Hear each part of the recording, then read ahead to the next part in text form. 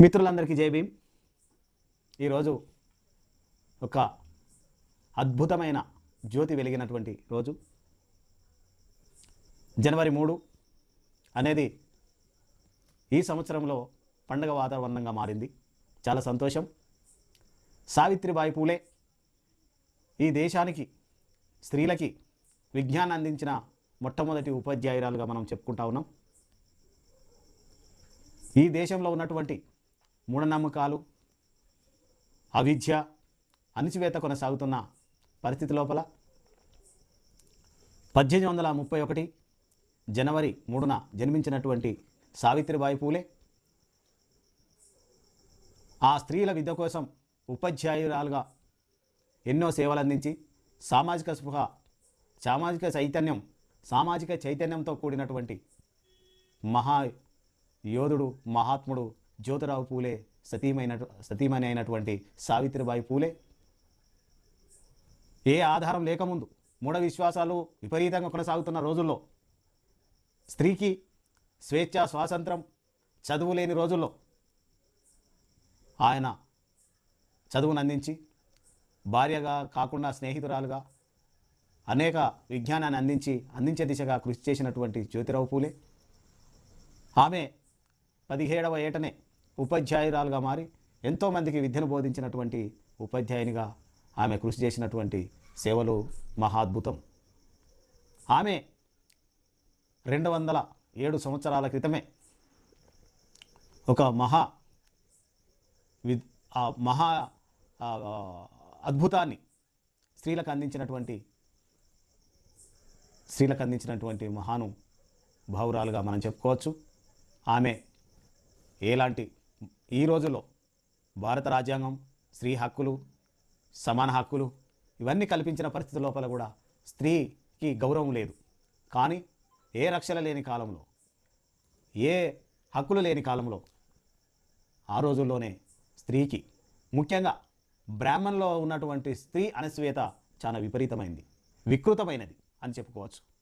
ఎందుకు అనంటే అక్కడ బ్రాహ్మణ స్త్రీలను భర్త చనిపోతే భార్యను కూడా సైతం మంటల్లో కాల్చి చంపినటువంటి దుర్మార్గమైనటువంటి విధానం కొనసాగించిన పరిస్థితులు అవి.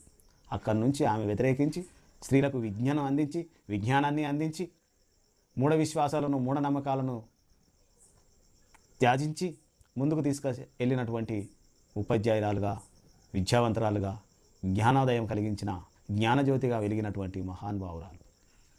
ఈరోజు తెలంగాణ ప్రభుత్వం కూడా ఈ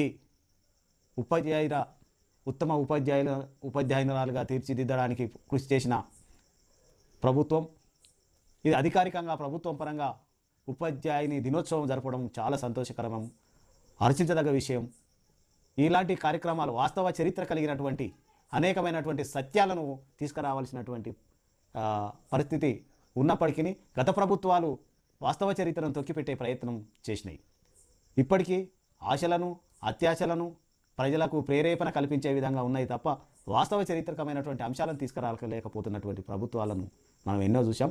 ఈ ప్రభుత్వం మరి ఈ విధంగా సావిత్రిబాయి పూలే జయంతిని విద్యాలయాల్లో, పాఠశాలల్లో అధికారికంగా జరుపుకోవడానికి మరి అవకాశం కల్పించి జరపాలని సర్క్యులర్ ఇష్యూ చేసినటువంటి ప్రభుత్వానికి ధన్యవాదాలు తెలియజేస్తూ, వాస్తవ సత్యాలను తెలుసుకొని స్త్రీ యొక్క గొప్పతనం, స్త్రీ యొక్క త్యాగం, స్త్రీ యొక్క విజ్ఞానం ఈ సమాజానికి అందించవలసినటువంటి అవసరం ఉంది.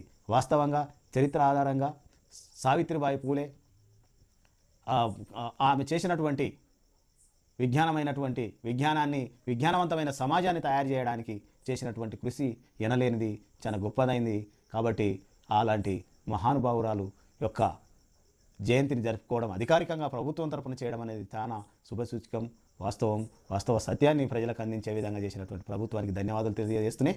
మరి అలాంటి కాలంలో ఎలాంటి గౌరవము, విజ్ఞానము అందించినటువంటి, స్వాతంత్రం లేనటువంటి స్త్రీ అంత శ్రమ చేసి విజ్ఞానాన్ని అందించిన ఈ దేశానికి ఇప్పుడున్నటువంటి విద్యార్థినులు, స్త్రీలు ఎంతవరకు చేస్తున్నారో, ఎంతవరకు విజ్ఞానం వైపు ప్రయాణిస్తున్నారో అనేది మనకు చూసుకోవాల్సినటువంటి బాధ్యత ఉన్నది. స్త్రీని గౌరవించాల్సినటువంటి అవసరం ఉంది. కానీ ఇప్పటికి కూడా ఈ 70-80 ఏళ్ళ స్వాతంత్ర కాలంలో కూడా స్త్రీ అణచివేతకు గురవుతున్నటువంటి పరిస్థితులు మనం చూస్తూ ఉన్నాం.